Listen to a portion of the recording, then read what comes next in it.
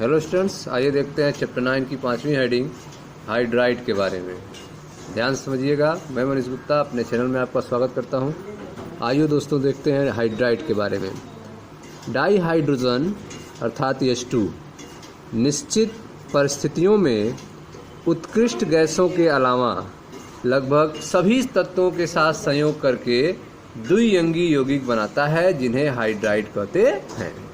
तो di hydrogen जो है H2 जो है निश्चित परिस्थितियों में उत्कृष्ट गैसों के अलावा, केवल उत्कृष्ट गैसों को छोड़कर, हीलियम, नियॉन, आर्गन, जिनान को छोड़कर, इसके अलावा लगभग सभी तत्वों के साथ यह संयोग करता है और संयोग करके द्विअंगी यौगिक बनाता है, जिन्हें हाइड्राइड कहते हैं। अगर कैपिटल E किसी तत्व का प्रतीक है तो हाइड्राइड जो होगा वह होगा EHX। यदि कैपिटल E किसी तत्व का प्रतीक है तो हाइड्राइड होगा EHX। जैसे उदाहरण के रूप में MgH2 या फिर EMHN, जैसे उदाहरण के रूप में B2S6। ठीक है, तो यहाँ पे E जो है किसी तत्व का प्रतीक है और दूसरा वाला तत्व आप जानते ही हैं कि हाइड्रोजन होगा। तो आप देख रहे हैं कि इसका सूत्र जो होगा हाइड्राइड का EHX होगा या फिर EMHN होगा। EHX के रूप में MgH2 को आप देख रहे हैं, EMHN के रूप में B2S6 द्वारा प्रदर्शित किया जा सकता है। हाइड्राइड जो होते हैं उन्हें 3 विभिन्न श्रेणियों में वर्गीकृत किया गया है। हाइड्राइडों को 3 अलग अलग श्रेणियों में बांटा गया है।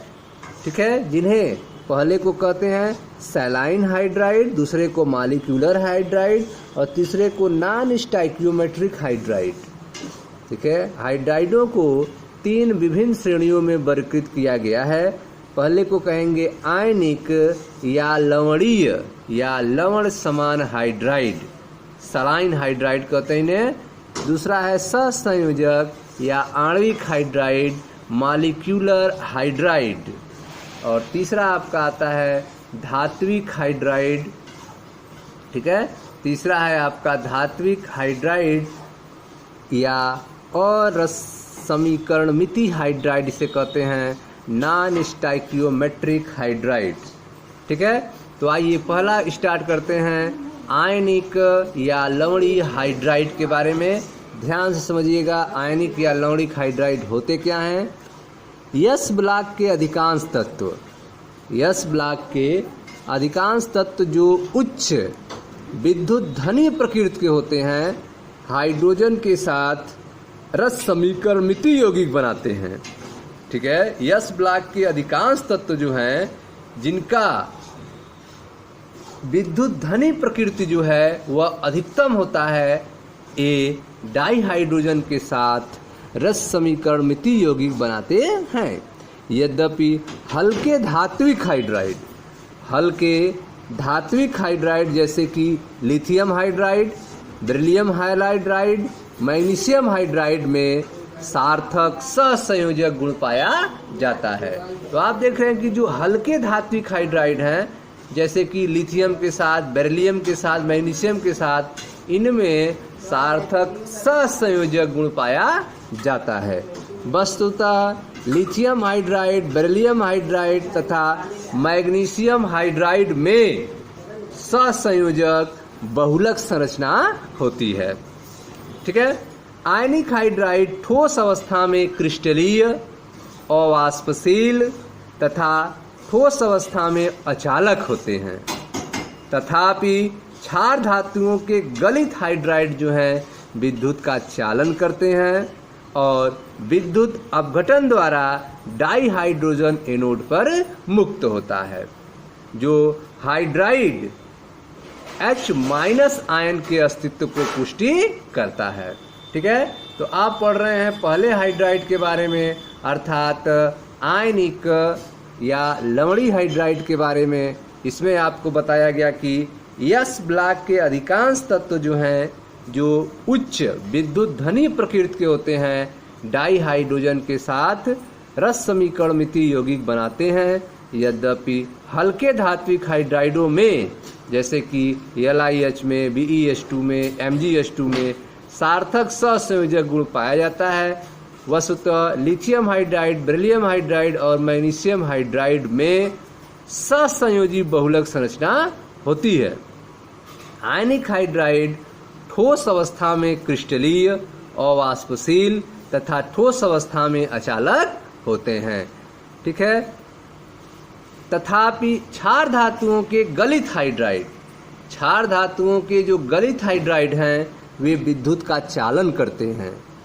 आयनिक हाइड्राइड जो हैं ठोस अवस्था में क्रिस्टलीय, अवाष्पशील तथा ठोस अवस्था में अचालक होते हैं। तथापि क्षार धातुओं के गलित हाइड्राइड जो हैं वे विद्युत का चालन करते हैं और विद्युत अपघटन के द्वारा डाई हाइड्रोजन एनोड पर मुक्त होता है, जो हाइड्राइड आयन के अस्तित्व को पुष्टि करता है। आप देख सकते हैं 2H- गलित अवस्था में एनोड पर हाइड्रोजन को मुक्त करेगा और 2 इलेक्ट्रॉन निकलेगा। यह अभिक्रिया जो है हाइड्राइड आयन की पुष्टि करता है।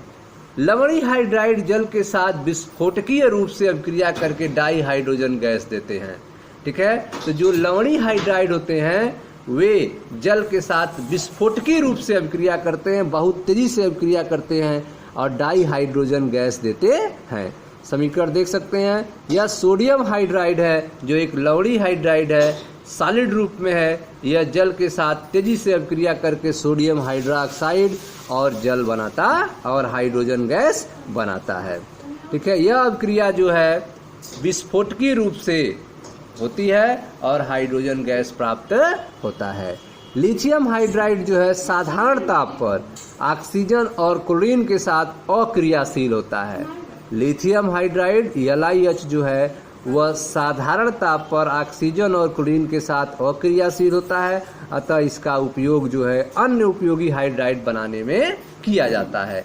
जैसे आप देखें लिथियम हाइड्राइड एल्युमिनियम क्लोराइड से क्रिया करके लिथियम एल्युमिनियम हाइड्राइड बनाता है और लिथियम क्लोराइड बनाता है। लिथियम हाइड्राइड जो है डाइबोरेन से क्रिया करके लिथियम, ठीक है, LiBH4 बनाता है, जिसका उपयोग जो है उत्प्रेरक के रूप में किया जाता है LiAlH4 का और LiBH4 का। ठीक है।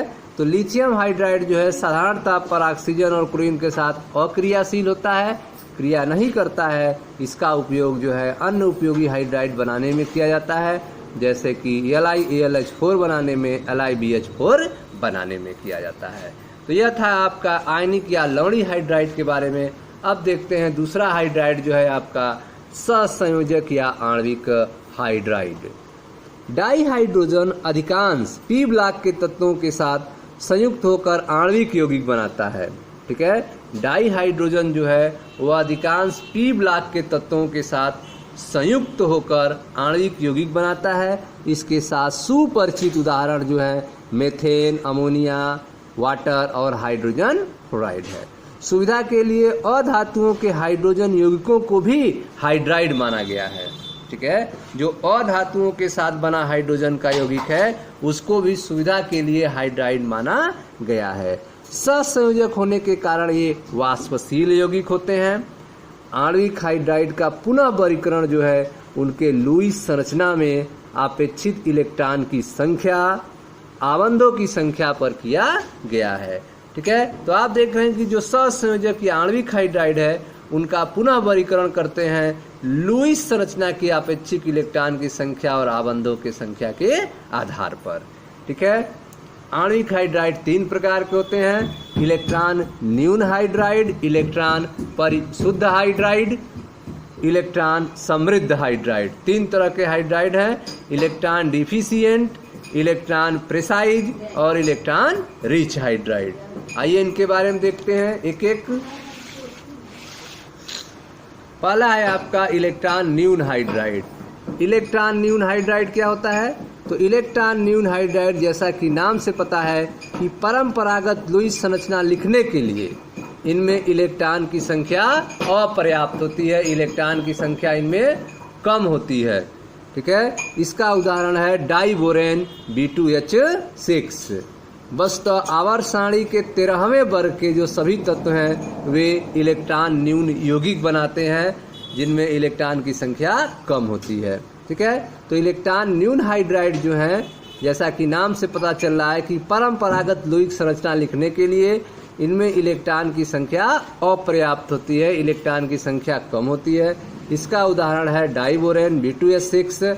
बस तो आवर्त सारणी के 13वें वर्ग के सभी तत्व जो हैं वे इलेक्ट्रॉन न्यून यौगिक बनाते हैं। आप इनके व्यवहार से क्या अपेक्षा रखते हैं? ये लुईस अम्ल की भांति कार्य करते हैं और ये इलेक्ट्रॉन ग्राही होते हैं। ठीक है, इनमें इलेक्ट्रॉन की कमी होती है, अतः यह लुईस अम्ल की तरह व्यवहार करेंगे, लुईस अम्ल की भांति कार्य करेंगे और ये इलेक्ट्रॉन ग्राही होते हैं। तीसरा जो आप पढ़े हैं इलेक्ट्रॉन परिशुद्ध हाइड्राइड, जो दूसरा आप पढ़े हैं इलेक्ट्रॉन परिशुद्ध हाइड्राइड में परंपरागत लुईस संरचना के लिए आवश्यक इलेक्ट्रॉन की संख्या होती है। इलेक्ट्रॉन परिशुद्ध हाइड्राइड में परंपरागत लुईस संरचना के लिए आवश्यक इलेक्ट्रॉन की संख्या होती है। आवर्त सारणी के 14वें वर्ग के सभी तत्व जो है इस प्रकार के यौगिक बनाते हैं, जैसे CH4 जो चतुष्फलकी ज्यामिति के होते हैं। तीसरा जो है आपका इलेक्ट्रॉन समृद्ध हाइड्राइड, इलेक्ट्रॉन समृद्ध हाइड्राइड अर्थात इलेक्ट्रॉन इसमें अधिक होगा। इलेक्ट्रॉन आधिक्य एकाकी इलेक्ट्रॉन युग्म के रूप में उपस्थित होते हैं। आवर्त सारणी के 15वें से 17वें वर्ग के तत्व जो है इस प्रकार के यौगिक बनाते हैं, जैसे अमोनिया NH3 में एकाकी युग्म 1 होता है, जबकि H2O में 2 और HF में 3 एकाकी युग्म होते हैं। आप इनके व्यवहार से क्या अपेक्षा रखते हैं? ये जो है लुईस क्षार के रूप में व्यवहार करते हैं, ये लुईस क्षार के रूप में व्यवहार करते हैं। ये इलेक्ट्रॉन दाता होते हैं। उच्च विद्युत ऋणात्मकता वाले परमाणु जैसे कि नाइट्रोजन, ऑक्सीजन, फ्लोरीन के हाइड्राइड पर एकाकी इलेक्ट्रॉन युग्म होने के कारण अणुओं में हाइड्रोजन बंध बनता है, जिसके कारण अणुओं में संगुणन पाया जाता है। ठीक है स्टूडेंट्स, आप पढ़ रहे हैं हाइड्राइड के बारे में। आपको बताया गया कि हाइड्राइड जो हैं वे निश्चित परिस्थितियों में, हाइड्राइड जो हैं वे निश्चित परिस्थितियों में उत्कृष्ट गैसों के अलावा लगभग सभी तत्वों के साथ संयोग करके डाई हाइड्रोजन जो है द्विअंगी यौगिक बनाता है, जिन्हें हाइड्राइड कहते हैं। डाई हाइड्रोजन जो है निश्चित परिस्थिति में उत्कृष्ट गैसों के अलावा लगभग सभी तत्वों के साथ संयोग करके द्विअंगी यौगिक बनाता है, जिन्हें हाइड्राइड कहते हैं। अगर कैपिटल E किसी तत्व का प्रतीक माना जाए तो हाइड्राइड का सूत्र EHX या EMHN होगा। EHX के रूप में उदाहरण है आपका MgH2 और EMHN के रूप में उदाहरण है B2S6। हाइड्राइडों को 3 विभिन्न श्रेणियों में वर्गीकृत किया जा सकता है। पहला है आपका आयनिक या लवणी या लवण समान हाइड्राइड, दूसरा सहसंयोजक या आणविक हाइड्राइड और तीसरा है आपका धात्विक या अरस समीकरणमिति हाइड्राइड। ठीक है, अब एक एक आपको पढ़ना है। पहला आपको बताया गया था आयनिक या लवणी हाइड्राइड के बारे में। यस ब्लॉक के अधिकांश तत्व जो हैं जो उच्च विद्युत धनी प्रकृति के होते हैं, ये डाई हाइड्रोजन के साथ रस समीकरणमिति यौगिक बनाते हैं। यद्यपि हल्के धात्विक हाइड्राइड LiH, BeH2, MgH2 में सार्थक सहसंयोजक गुण पाया जाता है, वस्तुतः LiH, BeH2, MgH2 में सहसंयोजी बहुलक संरचना होती है। ठीक है, आयनिक हाइड्राइड जो है ठोस अवस्था में क्रिस्टली, अवाष्पशील और ठोस अवस्था में अचालक होते हैं, जबकि क्षार धातुओं के गलित हाइड्राइड जो है विद्युत का चालन करते हैं और विद्युत अपघटन के द्वारा डाई हाइड्रोजन एनोड पर मुक्त होता है, जो हाइड्राइड आयन के अस्तित्व की पुष्टि करता है। ठीक है, तो हाइड्राइड आयन 2H- गलित अवस्था में एनोड पर हाइड्रोजन गैस मुक्त होता है। इससे यह पता चलता है कि हाइड्रोजन जो है हाइड्राइड के रूप में होता है। लवणी हाइड्राइड जल के साथ विस्फोटकीय रूप से अभिक्रिया करके डाई हाइड्रोजन गैस देते हैं। जैसे आपने देखा सोडियम हाइड्राइड जो है जल के साथ क्रिया करके सोडियम हाइड्रोक्साइड और हाइड्रोजन गैस मुक्त करेगा। लिथियम हाइड्राइड साधारण ताप पर ऑक्सीजन और क्लोरीन के साथ अक्रियाशील होते हैं अतः इनका उपयोग उपयोगी हाइड्राइड बनाने में किया जाता है, जैसे कि लिथियम एल्यूमिनियम हाइड्राइड और लिथियम बोरान हाइड्राइड बनाने में किया जाता है। दूसरा हाइड्राइड आप पढ़ रहे हैं सहसंयोजक या आणविक हाइड्राइड। इसमें आपको बताया गया कि डाई हाइड्रोजन जो है अधिकांश पी ब्लॉक के तत्वों के साथ संयुक्त होकर आणविक यौगिक बनाता है। इनके कुछ सुपरिचित उदाहरण हैं मेथेन, अमोनिया, H2O, HF। सुविधा के लिए अधातुओं के हाइड्रोजन यौगिक को भी हाइड्राइड माना गया है। सहसंयोजक होने के कारण ये वाष्पशील यौगिक होते हैं। आणविक हाइड्राइड का पुनः वर्गीकरण उनके लुईस संरचना में अपेक्षित इलेक्ट्रॉन संख्या और आबंधों की संख्या के आधार पर किया जाता है। इन्हें 3 प्रकार में बांटा गया है: इलेक्ट्रॉन न्यून हाइड्राइड, इलेक्ट्रॉन परिशुद्ध हाइड्राइड और इलेक्ट्रॉन समृद्ध हाइड्राइड। ठीक है, इलेक्ट्रॉन न्यून हाइड्राइड कौन होंगे? जिनमें इलेक्ट्रॉन की संख्या कम होगी उन्हें इलेक्ट्रॉन न्यून हाइड्राइड कहेंगे। इलेक्ट्रॉन न्यून हाइड्राइड, जैसा कि नाम से पता चलता है कि परंपरागत लुईस संरचना लिखने के लिए इनमें इलेक्ट्रॉन की संख्या अपर्याप्त होती है। इसका उदाहरण है डाइबोरेन B2H6। वस्तुतः आवर्त सारणी के 13वें वर्ग के जो हैं 13वें वर्ग के सभी तत्व जो हैं इलेक्ट्रॉन न्यून यौगिक बनाते हैं। आप इनके व्यवहार में क्या अपेक्षा रखते हैं? ये इलेक्ट्रॉन न्यून है, अर्थात ये लुईस अम्ल की भांति कार्य करते हैं, ये इलेक्ट्रॉन ग्राही होते हैं। ठीक है, दूसरा जो आपका है इलेक्ट्रॉन परिशुद्ध। इलेक्ट्रॉन परिशुद्ध हाइड्राइड में परंपरागत लुईस संरचना के लिए आवश्यक इलेक्ट्रॉन की संख्या होती है। ठीक है, इलेक्ट्रॉन परिशुद्ध हाइड्राइड में परंपरागत लुईस संरचना के लिए आवश्यक इलेक्ट्रॉन की संख्या होती है। आवर्त सारणी के 14वें वर्ग के सभी तत्व जो हैं इस प्रकार के यौगिक बनाते हैं जो चतुष्फलकी ज्यामिति के होते हैं। ठीक है, अगला जो है इलेक्ट्रॉन समृद्ध हाइड्राइड। तो इलेक्ट्रॉन समृद्ध हाइड्राइड जो है इलेक्ट्रॉन आधिक्य एकाकी इलेक्ट्रॉन युग्म के रूप में उपस्थित होते हैं। आवर्त सारणी के 15वें से लेकर 17वें वर्ग तक के तत्व इस प्रकार के यौगिक बनाते हैं। अमोनिया में एकाकी युग्म 1 होता है, H2O में 2, HF में 3 एकाकी युग्म होते हैं। आप इनके व्यवहार से क्या अपेक्षा रखते हैं? ये लुईस क्षार के रूप में व्यवहार करते हैं। ये इलेक्ट्रॉन दाता होते हैं। उच्च विद्युत ऋणात्मकता वाले परमाणु जैसे कि नाइट्रोजन, ऑक्सीजन, फ्लोरीन के हाइड्राइड पर एकाकी इलेक्ट्रॉन युग्म होने के कारण अणुओं में हाइड्रोजन बंध बनता है, जिसके कारण अणुओं में संगुणन पाया जाता है। ठीक है, तो आप देख रहे हैं कि नाइट्रोजन, ऑक्सीजन और फ्लोरीन के हाइड्राइडों पर लोन पेयर ऑफ इलेक्ट्रॉन होने के कारण अणुओं में मॉलिक्यूल्स में हाइड्रोजन बॉन्ड्स पाए जाते हैं, जिसके कारण अणुओं में संगुणन होता है। ठीक है, तीसरा जो हाइड्राइड है उसे कहते हैं धात्विक या रस समीकरण मिति हाइड्राइड या अंतराकाशी हाइड्राइड। ये अधिकांश डी ब्लॉक तथा एफ ब्लॉक के तत्वों से बनते हैं। ठीक है, जो अंतरकाशी हाइड्राइड होते हैं ये अधिकांश डी ब्लॉक के तत्वों तथा एफ ब्लॉक के तत्वों से बनते हैं। हालांकि 7वें, 8वें और 9वें वर्ग की धातुएं जो हैं इस प्रकार के हाइड्राइडें नहीं बनाती हैं। 6ठे वर्ग में केवल क्रोमियम ही है जो क्रोमियम हाइड्राइड बनाता है, CrH बनाता है। ठीक है, तो आप देख रहे हैं धात्विक या अर्रस समीकरणमिति या अंतराकाशी हाइड्राइड जो हैं ये अधिकांश डी ब्लॉक तथा एफ ब्लॉक के तत्वों से बनते हैं। हालांकि 7वें, 8वें और 9वें वर्ग के धातुएं जो हैं इस प्रकार के हाइड्राइड नहीं बनाती हैं। 6ठवें वर्ग में केवल क्रोमियम ही जो है क्रोमियम हाइड्राइड बनाता है। इस प्रकार के हाइड्राइड जो है उष्मा एवं विद्युत का चालन करते हैं। ठीक है, इस प्रकार के हाइड्राइड उष्मा और विद्युत के चालन करते हैं, किंतु उनकी चालकता जो है जनक धातु की तरह कार्यक्षम नहीं होती है।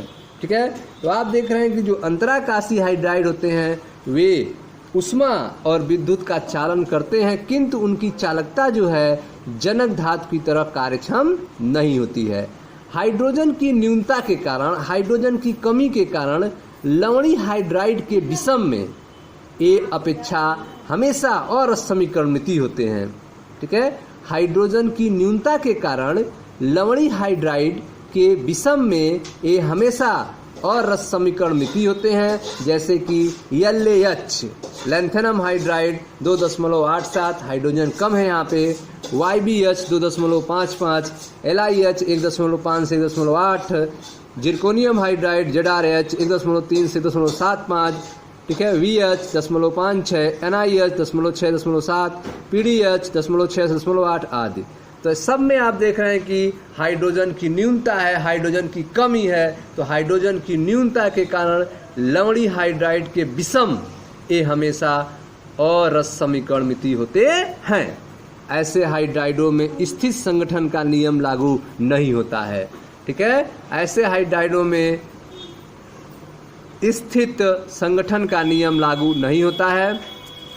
पूर्व में यह सोचा जाता था कि इन हाइड्राइडों के धातु जालक में हाइड्रोजन अंतराकाशी स्थिति ग्रहण करते हैं, ठीक है। पहले यह सोचा जाता था कि इन हाइड्राइडों के धातु जालक में हाइड्रोजन जो है अंतराकाशी स्थिति को ग्रहण करते हैं, जिससे इनमें बिना किसी परिवर्तन के विकृत उत्पन्न होती है। फलतः इन्हें अंतराकाशी हाइड्राइड कहा गया, ठीक है। तो आप देख रहे हैं कि पहले यह सोचा जाता था कि इन हाइड्राइडों के धातु जालक में हाइड्रोजन जो है अंतराकाशी स्थिति ग्रहण करते हैं, जिससे इनमें बिना किसी परिवर्तन के विकृत उत्पन्न होता है। फलतः इन्हें अंतराकाशी हाइड्राइड कहा गया। यद्यपि बाद में अध्ययन से स्पष्ट हुआ कि निकल, पैलेडियम, सीजियम और एक्टिनियम के हाइड्राइड को छोड़कर इस वर्ग के अनहाइड्राइड अपने जनक धातु की तुलना में भिन्न जालक रखते हैं, ठीक है। तो बाद में अध्ययन से स्पष्ट हुआ कि NiPdCeAc हाइड्राइड को छोड़कर इस वर्ग के अनहाइड्राइड जो हैं, इस वर्ग के अन्य हाइड्राइड जो हैं अपने जनक धातु की तुलना में भिन्न जालक रखते हैं। संक्रमण धातुओं पर हाइड्रोजन के अवशोषण के गुण को संक्रमण धातुओं पर हाइड्रोजन के अवशोषण के गुण को उत्प्रेरकीय अपचयन अथवा हाइड्रोजनीकरण अभिक्रियाओं द्वारा अनेक यौगिक बनाने में बृहद रूप से इनका प्रयोग होता है, ठीक है। तो संक्रमण धातुओं पर हाइड्रोजन के अवशोषण के गुण को उत्प्रेरकीय अपचयन अथवा हाइड्रोजनीकरण अभिक्रियाओं द्वारा अनेक यौगिक बनाने में बृहद रूप से प्रयुक्त होते हैं। कुछ धातुएं जैसे कि पैलेडियम तथा प्लैटिनम हाइड्रोजन के बृहद आयतन को समायोजित कर सकती हैं, अतः इन्हें भंडारण माध्यम के रूप में प्रयुक्त किया जाता है, ठीक है। तो आप देख रहे हैं कि संक्रमण धातुओं पर हाइड्रोजन के अवशोषण के गुण को उत्प्रेरकीय अपचयन अथवा हाइड्रोजनीकरण अभिक्रियाओं द्वारा अनेक यौगिक बनाने में बृहद रूप से प्रयोग होता है। कुछ धातुएं जैसे कि पैलेडियम और प्लैटिनम हाइड्रोजन के बृहद आयतन को समायोजित कर सकती हैं, अपने अंदर समाहित कर सकती हैं, अतः इन्हें भंडारण माध्यम के रूप में यूज किया जाता है। हाइड्रोजन भंडारण एवं ऊर्जा स्रोत के रूप में इस गुण के प्रयोग की प्रबल संभावना है, ठीक है। हाइड्रोजन का भंडारण एवं ऊर्जा के स्रोत के रूप में इस गुण के प्रयोग का प्रबल संभावना है, ठीक है स्टूडेंट्स। तो यह था आपका धात्विक या अरस समीकरणमितीय या अंतराकाशी हाइड्राइड के बारे में, जिसमें आपको बताया गया कि ये अधिकांश डी और एफ ब्लॉक के तत्वों से बनते हैं। हालांकि 7वें, 8वें और 9वें वर्ग के धातुएं इस प्रकार के हाइड्राइड नहीं बनाते हैं। 6ठे वर्ग में केवल क्रोमियम ही क्रोमियम हाइड्राइड बनाता है। इस प्रकार के हाइड्राइड जो है उष्मा और विद्युत का चालन करते हैं, किंतु इनकी चालकता जो है जनक धातु की तरह कार्यक्षम नहीं होती है। हाइड्रोजन की न्यूनता के कारण जो है लवणीय हाइड्राइड के विषम ये हमेशा अरस समीकरणमितीय होते हैं। ऐसे हाइड्राइडों में स्थिर संगठन का नियम लागू नहीं होता है। पहले सोचा जाता था कि इन हाइड्राइडों के धातु जालक में हाइड्रोजन जो है अंतराकाशी स्थिति ग्रहण करते हैं, जिससे इनमें बिना किसी परिवर्तन के विकृति उत्पन्न होती है। फलतः इन्हें अंतराकाशी हाइड्राइड कहा गया। यद्यपि बाद में अध्ययन से, रिसर्च से यह स्पष्ट हुआ कि NiPdCeAc हाइड्राइड को छोड़कर, ठीक है, निकल, पैलेडियम, सीजियम और एक्टिनियम के हाइड्राइड को छोड़कर इस वर्ग के अनहाइड्राइड जो हैं अपने जनक धातु की तुलना में भिन्न जालक रखते हैं। अपने जनक, ठीक है, अपने पैरेंट धातु की तुलना में भिन्न जालक रखते हैं। संक्रमण धातुओं पर, ठीक है, संक्रमण धातुओं पर हाइड्रोजन के अवशोषण के गुण को उत्प्रेरकीय अपचयन कहा गया। संक्रमण धातुओं पर हाइड्रोजन के अवशोषण के गुण को उत्प्रेरकीय अपचयन अथवा हाइड्रोजनीकरण अभिक्रियाओं द्वारा अनेक यौगिक बनाने में बृहद रूप से प्रयोग होता है। कुछ धातुएं जैसे कि पैलेडियम और प्लैटिनम हाइड्रोजन के बृहद आयतन को समायोजित कर सकती हैं। ठीक है, कुछ धातुएं जैसे कि पैलेडियम और प्लैटिनम जो हैं हाइड्रोजन के बड़े आयतन को समायोजित कर सकती हैं, अतः इन्हें भंडारण माध्यम के रूप में यूज किया जाता है। हाइड्रोजन भंडारण या ऊर्जा स्रोत के रूप में इस गुण का प्रयोग की प्रबल संभावना है। ठीक है, हाइड्रोजन भंडारण या ऊर्जा स्रोत के रूप में इस गुण के प्रयोग की प्रबल संभावना है। ठीक है, आइए एक उदाहरण देखते हैं। क्या आप यह अपेक्षा करते हैं कि नाइट्रोजन, ऑक्सीजन तथा फ्लोरीन के हाइड्राइडों के क्वथनांक उनके वर्ग के संगत सदस्यों के हाइड्राइडों से निम्न होते हैं? कारण बताइए। ठीक है, तो नाइट्रोजन और ऑक्सीजन, फ्लोरीन के हाइड्राइडों के क्वथनांक की बात हो रही है जो इनके वर्ग के संगत सदस्यों के हाइड्राइड से कम होते हैं। कारण बताइए।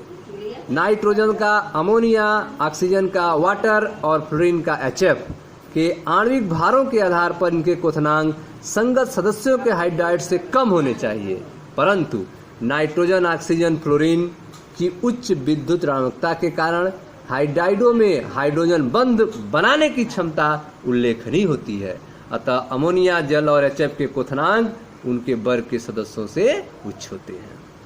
ठीक है, तो आप देख रहे हैं कि अमोनिया, जल और HF के आणविक भारों के आधार पर इनके क्वथनांक संगत सदस्यों के हाइड्राइडों से कम होने चाहिए, लेकिन नाइट्रोजन, ऑक्सीजन, फ्लोरीन की उच्च विद्युत ऋणात्मकता के कारण, उच्च इलेक्ट्रोनेगेटिविटी के कारण, हाइड्राइडों में हाइड्रोजन बंध बनने की क्षमता के कारण अमोनिया, जल, HF के क्वथनांक उनके वर्ग के सदस्यों से उच्च होते हैं।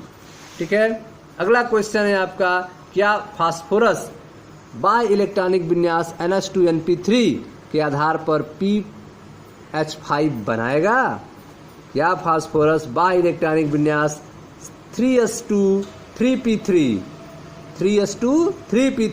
के आधार पर PH5 बनाएगा? यद्यपि फास्फोरस +3+5 ऑक्सीकरण अवस्था दर्शाता है, तथापि यह PH5 नहीं बनाता है।